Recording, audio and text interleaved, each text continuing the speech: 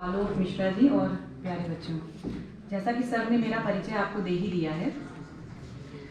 पिछले बार जब मैं आई थी तो मैंने मशरूम के बारे में, उसके पौष्टिक गुण, उसके औषधि गुण, उसके कल्टीवेशन, उसके स्पॉन फॉर्मेशन के बारे में आप सबसे चर्चा की थी। ठीक है, तो आज मेरी मेरे ख्याल से काफ़ी मेजॉरिटी है जिन्होंने उसको देख रखा है, सीख रखा है।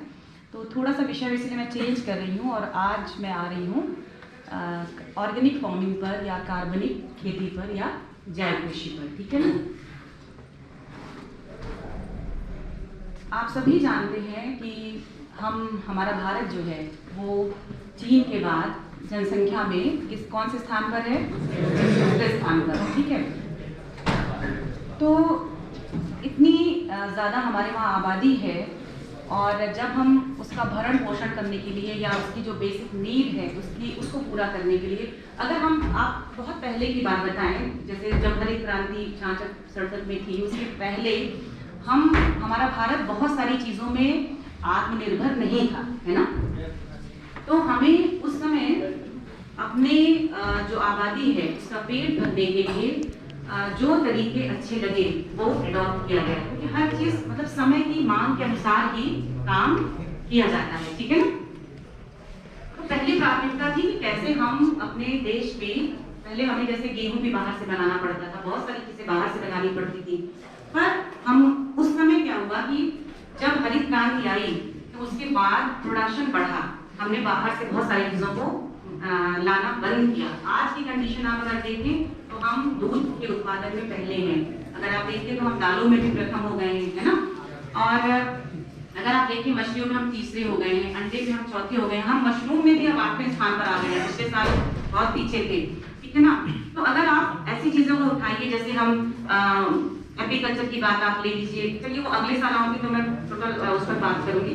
मतलब आप किसी भी चीज को देखिए तो भारत कैरी कर रहा है 1 2 3 1 2 3 में, ये अच्छी बात है, लेकिन सवाल ये है कि जो पॉपुलेशन जिस तरह से बढ़ रही है, मतलब उसके अनुपात में हम अभी भी भारत कुपोषण में भी नंबर 2 स्थान पर है। ठीक है, बात ये आ रही है, तो ये कदराशन है हमारे देश का। ठीक है, तो अब हम भले ही आत्मनिर्भर हो गए हैं, क्योंकि जैसे हम लोगों ने अपने अन्न को उगाने के लिए, पहले आप देखते थे परंपरागत कृषि होती थी, ठीक है ना, बैलों से और हल से हमारे खेतों को जोता जाता था। ट्रैक्टर आए, नो डाउट कि काम बहुत अच्छा हुआ, ठीक है, लेकिन सवाल यह है कि जब बैल से खेती होती थी तो जो हमारे मिट्टी में सूक्ष्म जीव होते थे, वो जो लाभदायक सूक्ष्म जीव होते थे वो खत्म नहीं होते थे, वो अपने आप बने रहते थे, लेकिन ट्रैक्टर ने उन सूक्ष्म जीवों को खत्म किया धीरे धीरे। बहुत सारे वीडीसाइड्स आए, बहुत सारे इंसेक्टिसाइड्स आए, बहुत सारे पेस्टिसाइड्स आए, और हम लोगों ने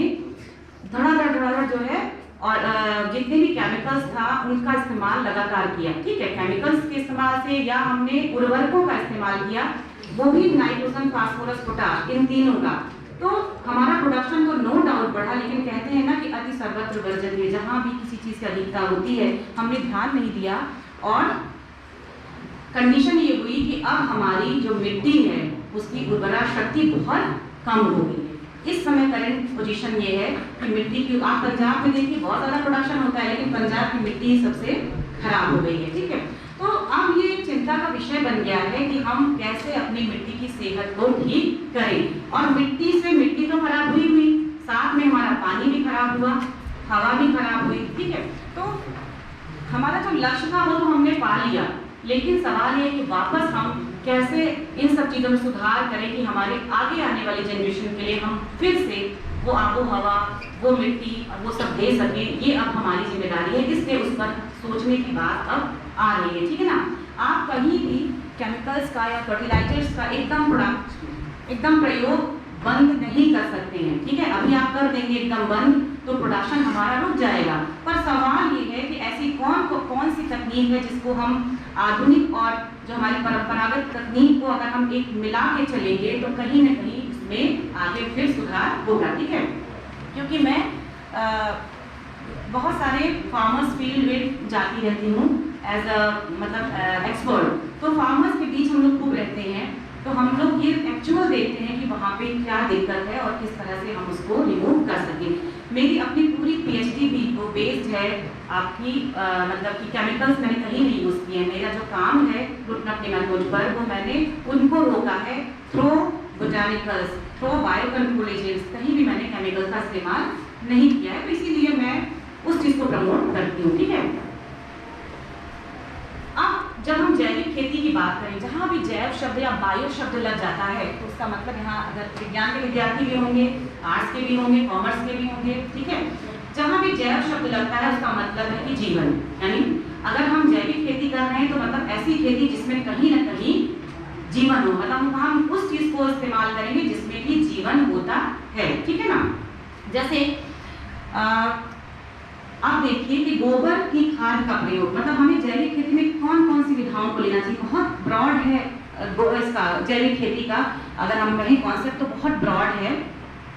सबसे पहली चीज़ है गोबर गैस का प्रयोग, गोबर की खाद का प्रयोग, फिर कंपोस्ट खाद का प्रयोग, तीसरा है हरी खाद का प्रयोग, ठीक है।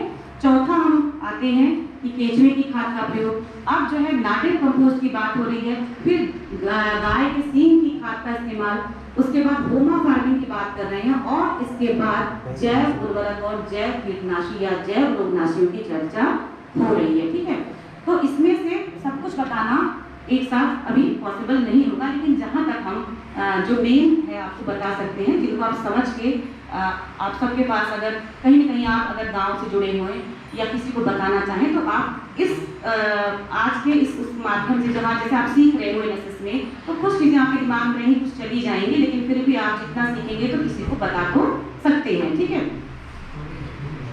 तो देखिए हम जैसे मैं उत्तराखंड की हूँ, हमारे वहाँ अभी भी गोबर की खाद का इस्तेमाल होता है। जैसे पहले कहा जाता था कि हर किसान के पास एक गाय जरूर होती थी और नीम का पेड़ जरूर होता था। अगर ये दो चीज़ें नहीं हैं तो आप अपने किसान नहीं कह सकते हैं, ठीक है ना, क्योंकि दोनों की अपनी इम्पोर्टेंस होती है।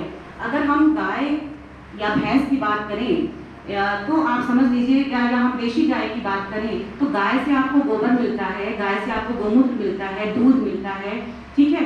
तो ये सारी चीज़ें मिलती हैं और गोबर अपने आप में सबसे महत्वपूर्ण जो है उसका बहुत उपयोग है, ठीक है ना। जब हम गोबर की खाद का इस्तेमाल करते हैं, जैसे आप देखते हैं खेतों में आपने देखा होगा कि ढेर बना करके गोबर रखा जाता है ना, फिर कुछ दिन के बाद उसको खेतों में डाला जाता है, ठीक है। अब वो तरीका सही नहीं होता है।